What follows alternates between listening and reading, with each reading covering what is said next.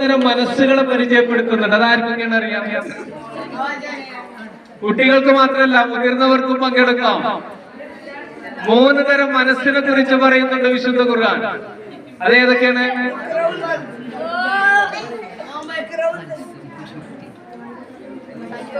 ഉറക്കെ പറയും.